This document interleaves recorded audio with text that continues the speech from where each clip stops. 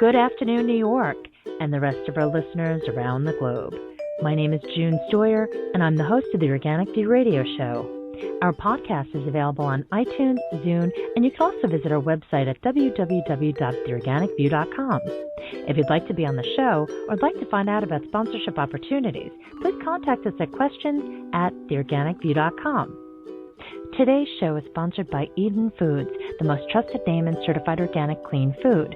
When you shop online at edenfoods.com, enter the coupon code ORGVIEW to receive 20% off any regularly priced items, excluding cases. For other promotional offers, please visit theorganicview.com's website. And don't forget to check out our contest section. On today's show, Tom and I will be joined by bee health advocate and environmental author Graham White to talk about the upcoming review of the 2013 ban of neonicotinoids in Europe and Bayer's efforts to overturn it. First, I'd like to welcome to the show my co-host, Colorado beekeeper, Mr. Tom Theobald. Hello, Tom. Hello, June. And our guest today, Graham White. Graham, so nice to have you back. Well, it's nice to be back, June, and greetings from Scotland. Graham, before we begin the discussion, can you just take a moment to share with our audience a little bit about yourself and your work? Sure. I'm a retired environmental educator and environmental author, but I've been keeping bees since about 1994 on a small scale. I just have 10 hives. And my bees were absolutely fine from 1994 to 2004, and then progressively they began to suffer, not produce any honey, because of the impact of systemic pesticides in my country. Thank you, Graham. In regards to the 2013 ban of neonicotinoids in Europe, Graham, can you take a moment to just review with our listeners exactly what transpired? Well, there are 28 countries within the European Union, Britain, Germany, France, Italy, and so on. And when they have to take an important policy decision about things like pesticides, they have an advisory science committee, which is an agency called the European Food Safety Agency. It's kind of the equivalent of the EPA, but instead of being for one country, it's for 28 countries. So it has many, many, many distinguished scientists and regulatory agencies from all those 28 countries. And back in 2012, because we've had many, many millions of bee deaths in the European Union, they took scientific evidence from all the known papers. I think they considered something like 200 peer-reviewed scientific papers, and they took evidence from beekeepers in France, Germany, Italy, and so on. And the conclusion of that was that they recommended to the European Commission, which is the equivalent of the executive in the European Union, they recommended that the three main neonicotinoids, that's imidacloprid, clothianidin, and thiomethoxam, should be banned as of December 2013 for 2 years. Now, in fact, it's nearly 3 years now, but that ban is up for review, and the pesticide industry has never stopped lobbying in the intervening time to try and get that ban overturned. Graham, can you just take a moment to explain to our listeners why they are making such a great effort to overturn this ban? Because there are a lot of people that tune into this show that don't know what neonicotinoids are, that don't understand the politics involved, and why this company, who has so many different divisions, mostly Bayer in the United States is known for Bayer aspirin. Why would they make so much effort and spend millions of dollars to overturn this decision? Well, the main reason is profit. The Bayer makes conservatively at least $2 billion profit from selling neonicotinoids in the United States and in Europe. And they are still, although there's been a ban on what are called bee-attractive crops in the European Union, that doesn't mean neonics have been banned from other crops. So it's banned on crops that have flowers which attract bees, like oilseed rape or canola, and on maize, which attracts bees. But it's never been banned on wheat, barley, soybeans, and so on and so on. So the entire environment in the European Union is still being saturated with neonicotinoids. It's just not on those particular flowers which are most attractive to bees. But having said that, it still represents a loss of hundreds of millions of dollars to Bayer and Syngenta, the fact that they can't use or sell the neonicotinoids to farmers across the 28 countries of the EU. That's why they're determined to overthrow it. What's interesting is that when you go to beecare.bayer.com and you see their phenomenal video, which has an amazing close-up of a honeybee, it's really, really impressive. And once again, it gives the illusion that they truly are concerned about protecting the honeybee, when meanwhile, by design, neonicotinoids were created to kill them. Well, it's not difficult to be impressive if you have billions of dollars in the bank to hire, good filmmakers, good media producers, and so on. But the pesticide companies are in exactly the same position the tobacco companies were in the 1960s. The scientific evidence is overwhelming that their products kill bees, pollinators, and the entire spectrum of wildlife is dropping like a brick in Europe and in America. And they have to take steps if they want to maintain those profits. They've got to overturn regulatory action. The one thing they don't want is regulatory bans on their products. It's simple as that. Toward that end, hasn't there been a series of studies recently released that purport to show that the neonicotinoids are safe for bees?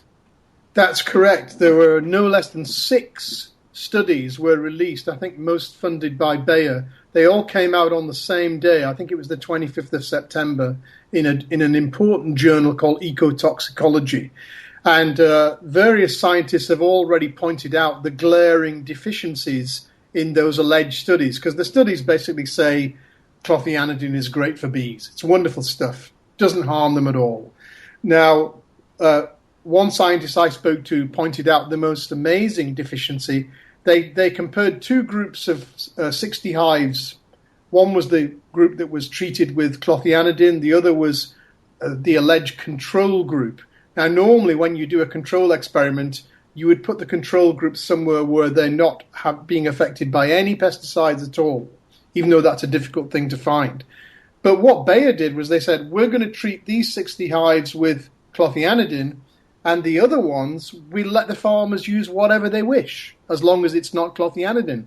So some farmers used pyrethrums, some used coumaphos, some used organophosphates. We don't know, because they didn't keep any records. So it's not a valid experiment. From the very beginning, it's completely insane. But Graham, when you're doing a basic science experiment, it just strikes me as being extremely peculiar. Even when I studied science, basic biology, for example, in college, you have a control, and this just doesn't seem to make any sense. Well, according to the scientists who I've spoken to, there is no control in this massive experiment that's cost millions of dollars. This is an effort to stem any resistance on the part of EFSA. This is the corporations have said that they want the decisions to be science-based, and what they mean by that is they want to flood the scientific community with this junk science, and that is what the science-based decisions are made on. This is propagandizing. This is not science. This is the equivalent of the tobacco industry saying you should smoke Camels because it's good for your throat, as they did back in the day in the 1960s. It's bogus science, in my opinion. One interesting result that's occurred because of this ban, there was great resistance to it and claims that it was going to eliminate millions of jobs and billions of dollars and reduce the crop, when in fact they had record canola crops without the use of neonicotinoids. You don't hear the corporate industry saying much about that. There have been record crops in cereals and grains and oilseed rape, which you call canola, in the European Union, and the variations that have been are entirely within the normal variation from year to year, which points at the point that you don't actually need pesticides to grow crops. Most of the time, you don't need pesticides. But, of course, they're desperate for their entire industry is based on the idea that you always use pesticides, whether they're needed or not. That's what they want. That's where the money comes from. In fact, if you wanted to sum this up, before 1945, poison and pesticides were very rare things in the farm environment. Bayer and Syngenta and Monsanto and the other, Dow Chemical and so on, have succeeded in normalizing poison. Poison is now ubiquitous. It's everywhere, all the time, on every seed, in every field, in every crop. And that's an amazing revolution that they've achieved without anyone noticing. I mean, beekeepers have noticed because our bees keep dying. The people who are in charge or are looking at butterflies have noticed that they're all dying. The people who are beginning to look at invertebrates and moths and insectivorous birds have noticed that some of them have declined by 70, 80, 90% in the last 30 years. Everything is, wildlife cannot exist in that poisoned environment. Bees are just one little part of it. There's an interesting thing going on here in the United States that's related to this propagandizing effort by the chemical industry, and that has to do with the Managed Pollinator Protection Plans, the MP3s. We've discussed those a couple of times on this program, and you've been involved in an issue that's taking place in Vermont. Could you just discuss that a little with the... Yeah, the Vermont, like every state in America, has been mandated to produce a pollinator protection plan. And the kind of people who, stakeholders who are invited onto these committees tend to be, sometimes there are beekeepers, sometimes there are farmers, certainly there's pesticide industry representatives, there's government representatives at state level. And most importantly, there are state extension agricultural college representatives. And one of these people on the Vermont committee is an agronomist called Dr. Terry Bradshaw. And when a beekeeper sent along a list of scientific papers from Europe and all over the world, all confirming that neonics are the major cause of global bee deaths, this person just went to work with a pair of hammers and just objected to every scientific paper on every possible ground except the papers which said neonics were innocent. And then when I did a little search on Google for this gentleman, I found out that he'd written an incredibly heavy lobbying document to every senator in Vermont saying that if apple growers in Vermont didn't have neonics, economic disaster was facing everybody, agriculture was going to collapse, farmers just would not survive. So you have in effect what are pesticide advocates being paid with public money in public universities all across the United States in what is called the state extension college system. So effectively, the pesticide industry now controls all of those people working in the state extension college system. I mean, you can tell it from your side, Tom. I think you're aware of this as well. Well, I think that much of this MP3 activity, first of all, it's the conclusion of over 20 years of manipulation of the beekeepers into a position where they're completely disenfranchised from any protection. But these MP3s, in part, are just an effort to keep the beekeepers on the hamster wheel for a few more months or a few more years, because they'll come to nothing, and if they come to anything, they will further worsen the protections that the beekeepers get. But as you've said, Graham, the bees are simply the smoke alarm here. They're an indicator species, and the environmental damages are far beyond the bees. Those $1 or $2 billion in profits realized by the chemical industry are coming at a comparable expense to the environment, perhaps even greater. We are all losing billions. Well, all I can say is that if you take a look at what they've done so far, pretty much every opportunity in which there's some sort of catastrophe, they've turned that into a profit. So it makes you wonder at this point, especially since, Tom, we've been talking about this for how many years?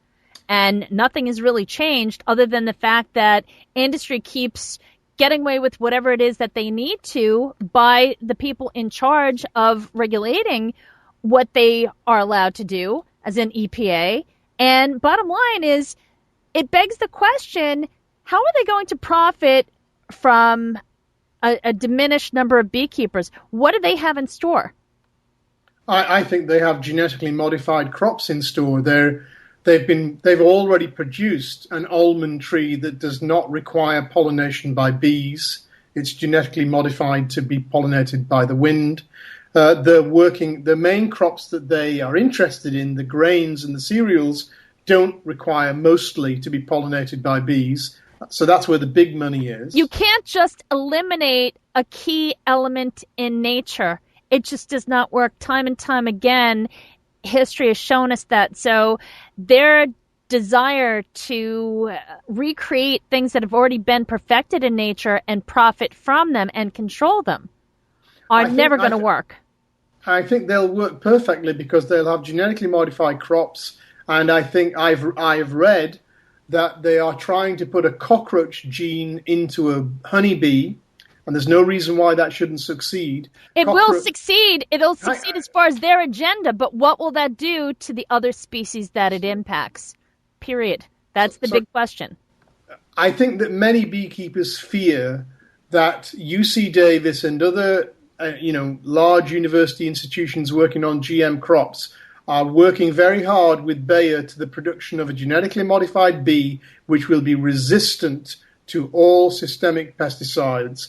And you'll be then faced with a situation where they'll have carte blanche to use systemic pesticides everywhere in the world, but you will have to hire your bees annually from one of these pesticide companies who produces a pesticide-resistant bee. I think that's a distinct possibility. I think it is too, but the bottom line is, what will the impact be on other species? That is what remains to be seen. Wildlife will be absolutely devastated. It already is. I don't think they care, because underlying this is a campaign for global control. And if you control the food system, if you control the food, you control the people. Yes, Henry Kissinger so nicely said that at one point, and it's been repeated numerous times. Bottom line, folks, we have to keep talking about these things. So on that note, Graham, thank you so much for joining us today. And Tom, once again, thank you for your help as well. Thank you, June, for what Thank you very much, June. Folks, if you have any questions for us, please contact us at questions@theorganicview.com. Tune in next week as Tom and I continue the discussion. Thank you so much for tuning in. This has been June Stoyer with the Organic View Radio Show. Have a great afternoon.